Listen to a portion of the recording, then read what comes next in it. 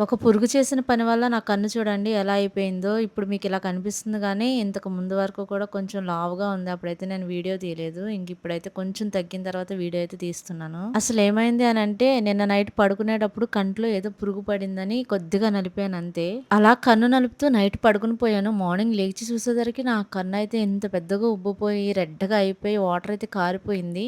అసలు నాకైతే ఏం అర్థం కాలేదు. నా కన్నుకి ఏమైపోయిందిరా బాబు అని చెప్పేసి ఇంక అలాగే ఉండిపోయాను. కన్ను ఇలా పెట్టుకుని స్కూల్‌కేం వెళ్తాం అని చెప్పి ఈరోజైతే లీవ్ తీసుకున్నాను. పిల్లలిద్దరిని పంపించేశాను. వంట చేసి వాళ్ళకి ఇడ్లీ వేసి, తర్వాత నేను వరి నూక ఉంటే దాంతో ఉప్మా వేసుకుంటున్నాను. ఇది హెల్త్‌కి చాలా మంచిది గదా! నాకైతే ఒకప్పుడు తెలీదు వరి నూకతో ఉప్మా చేస్తారని చెప్పేసి. ఇది కూడా నాకు మా వారే పరిచయం చేశారు. ఆయన చెప్పిన తర్వాతే నేనైతే ఈ వరి నూక ఉప్మాని తినడం స్టార్ట్ చేశాను. టేస్ట్ కూడా చాలా బావుంటుంది. నైటు పడుకునేటప్పుడు అనుకున్నాను దురదొస్తుంది నలపకూడదు అని చెప్పి. కానీ ఏం చేస్తాం అలా హ్యాండ్ అయితే కన్ను మీదకి వెళ్ళిపోయింది. నేను చేసిన ఆ ఒక్క మిస్టేక్ వల్ల నా కన్ను ఇలా అయిపోయి రెడ్‌గా అయిపోయి పుసి పట్టేసి వాటర్ అయితే అసలు ఎలా కారిపోయాయో. మార్నింగ్ లేచి నా కన్ను చూసుకునేటప్పటికి అయ్య బాబోయ్! ఇంకేముంది షాక్ అయిపోయాను. ఇంకా ఈవినింగ్ 4, 5 ఆ టైంకి ఇంకా మళ్ళీ నార్మల్ అయితే అయిపోయింది నా ఐ.